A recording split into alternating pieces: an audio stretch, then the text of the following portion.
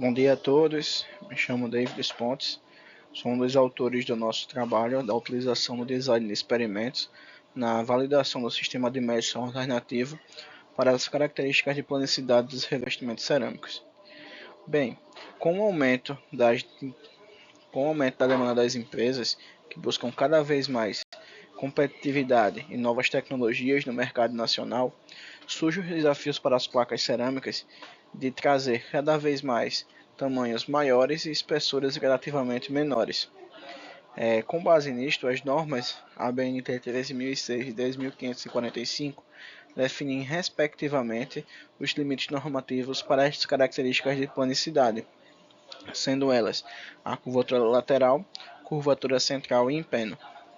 De acordo com os dados do PSQ, o Programa Setorial da Qualidade, essas características são responsáveis por cerca de 28% dos pontos em desacordos com as normas referente aos dados industriais analisados no período de 2023.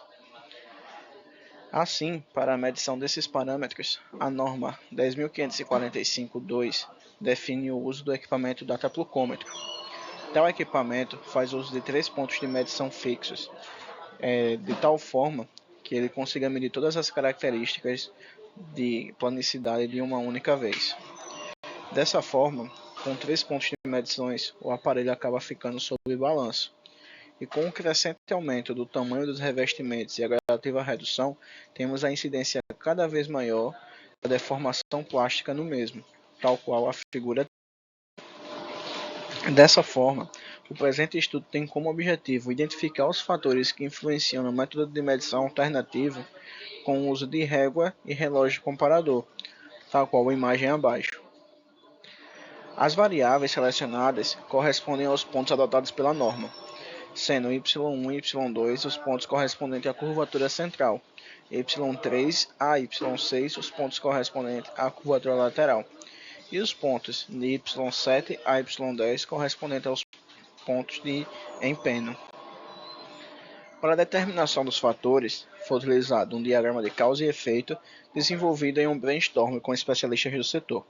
Para este, foi adotado como fatores de controle o x1, a distância entre apoios, x2, o instrumento de medição, x3, o operador, e x4, a razão entre os apoios. Os níveis definidos tomaram como base o mesmo estudo, sendo para a distância entre apoios o nível de 230 mm a 330 mm, 2 instrumentos de medição, 2 operadores também distintos e a razão entre apoios de 0,25 e de 1. A análise dos fatores ela apresenta uma certa peculiaridade, onde x1 se refere apenas aos valores de empeno e o valor de x4 se aplica apenas aos valores de curvatura central e curvatura lateral. Dessa forma, nós temos para cada um desses, os seguintes resultados.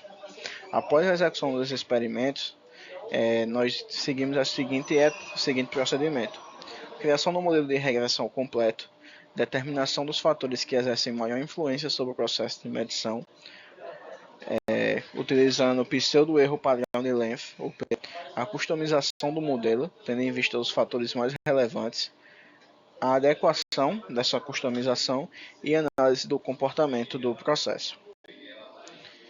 A partir dessa análise, obtemos os seguintes resultados. O sistema de medição paralelo para a planicidade demonstrou não ter interferência significativamente relevante com relação ao operador e ao instrumento de medição, sendo assim um método de medição bastante robusto, tendo como base esses dois parâmetros.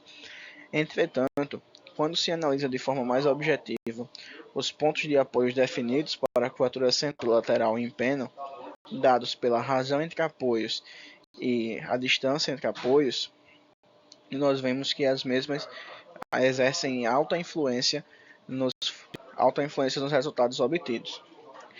Para futuros trabalhos, é essencial que, além de correlacionar o método de medição com o VVC, o valor verdadeiro convencional, adicione-se ao DOE utilizado pontos centrais e axiais, de forma a criar um arranjo fatorial customizado, para assim poder reduzir o erro de medição e otimizar o método de medição proposto.